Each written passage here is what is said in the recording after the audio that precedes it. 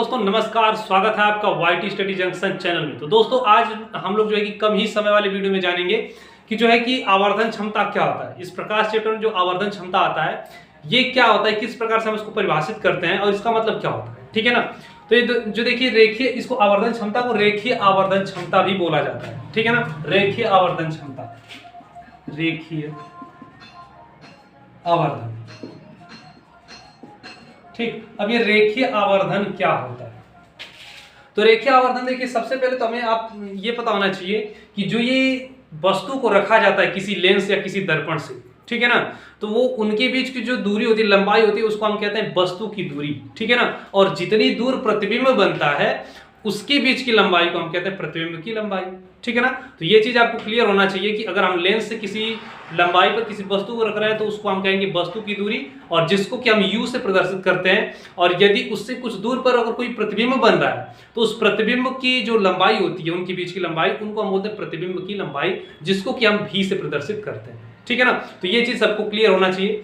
अब देखिए जो रेखीय आवर्धन होता है, रेखीय आवर्धन क्या होता है, इसको कैसे परिभाषित करेंगे, परिभाषा आपकी स्क्रीन पर दिखाया जाएगा। तो देखिए रेखीय आवर्धन उसे कहा जाता है जब क्या होता है किसी भी प्रतिबिंब की लंबाई और जो है कि उसके वस्तु की जो लंबाई होती है उनके अनुपात को जब निकालते हैं तो उसके अनुपात से निकलकर हमें मिलता है क्या, रेखीय आवर्धन मिलता है, ठीक है। और फिर पूछ रहे कि रेखीय आवर्धन क्या होता है, तो आप कहेंगे कि प्रतिबिंब की लंबाई और वस्तु की लंबाई के अनुपात को रेखीय आवर्धन कहा जाता है, ठीक है ना। और उसी तरीके से क्या होता है कि इसकी लंबाइयां ले ली जाती हैं, लेकिन उसके साथ साथ क्या होता है कि उनकी दूरियों को भी लेकर जो है कि रेखीय आवर्धन बनाया जाता है। जैसे कि अगर बोला जाए तो जो प्रतिबिंब की जो दूरी होती है यानी कि v होता है जो, और जो वस्तु की दूरी होती है जिसको कि हम u कहते हैं, तो v और u के अनुपात को भी हम क्या कह सकते हैं, रेखीय आवर्धन कह सकते हैं, ठीक है। और रेखीय आवर्धन को हम किससे प्रदर्शित करते हैं, तो रेखीय आवर्धन को m से प्रदर्शित किया जाता है, स्मॉल m, ठीक है ना।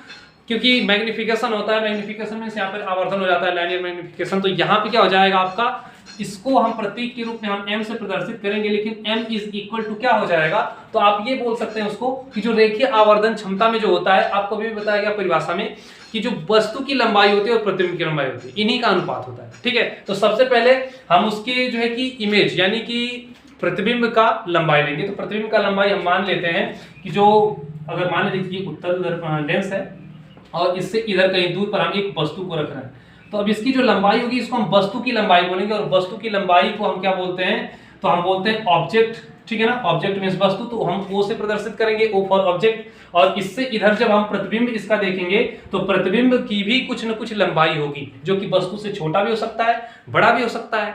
तो यहाँ पर क्या है कि इसकी भी जब कोई लंबाई होगी तो हम इसकी लंबाई को बोलेंगे क्या, आई, आई फॉर इमेज। तो इमेज का मतलब कि इमेज की लंबाई यानी कि प्रतिबिंब की लंबाई, और ओ का मतलब ऑब्जेक्ट यानी कि वस्तु की लंबाई। तो यहाँ पर आपको अभी भी बताया गया कि जो रेखीय आवर्धन है वो किसको कहा जाता है, तो आपको यही अभी बताया गया कि जो प्रतिबिंब का लंबाई होता है और जो वस्तु का लंबाई होता है उसी का अनुपात होता है। तो यहाँ पर हम उसी के अनुपात को लिख लेंगे, तो ये आई हो जाएगा क्या, तो इसके प्रतिबिंब की लंबाई, ठीक है ना। और नीचे क्या हो जाएगा, तो यहाँ पर ओ हो जाएगा, और आई बटा के ओ आपका एक फॉर्मूला बन के निकल जाएगा।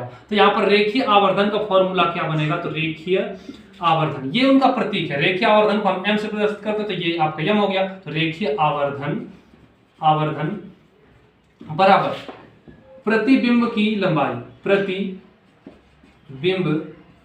की लंबाई, और बटा में आपका हो जाएगा क्या, तो ये हो जाएगा वस्तु की लंबाई, वस्तु की लंबाई, यानी कि लेंस के सामने या दर्पण के सामने रखी हुई वस्तु की लंबाई।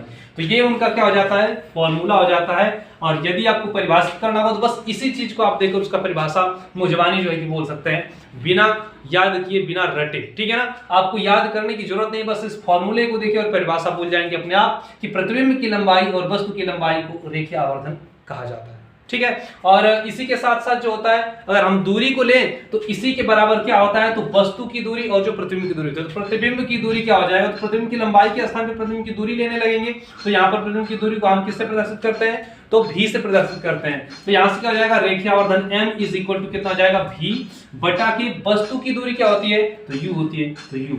तो इसका फॉर्मूला m बराबर v बटा के u भी होता है, यानी कि जहां पे आपको रेखीय आवर्धन ज्ञात करने के लिए जब आपको वस्तु की दूरी और प्रतिबिंब की दूरी देगी तो आप इस फॉर्मूले का यूज करेंगे, और यदि वस्तु की लंबाई और प्रतिबिंब की लंबाई देगी तो आप इस वाले फॉर्मूले को लगाएंगे। ठीक है ना। इन दोनों स्थितियों में क्या किया जा सकता है, रेखीय आवर्धन ज्ञात किया जा सकता है। ठीक है ना। एक स्थिति आपकी ऐसी बनेगी जब आपको वस्तु का लंबाई और प्रतिबिंब का लंबाई देगा। ठीक है ना। और एक स्थिति ऐसी बनेगी जब वस्तु की दूरी और प्रतिबिंब की दूरी देगी। ठीक है ना। तो दोनों ही लंबाइयों में या दोनों ही स्थितियों में क्या कर सकते हैं कि इन दोनों फॉर्मूले को यूज करके आप रेखीय आवर्धन m का मान निकाल सकते हैं। तो इस पर आधारित क्वेश्चन आपको बताए जाएंगे अगले वीडियो में, इसलिए अगले वीडियो को देखने के लिए अगर आप चैनल पर नए होंगे तो सब्सक्राइब कर लीजिएगा चैनल को, और बेल आइकन की घंटी को दबा दीजिएगा, और अपने दोस्तों तक शेयर जरूर कर दीजिएगा।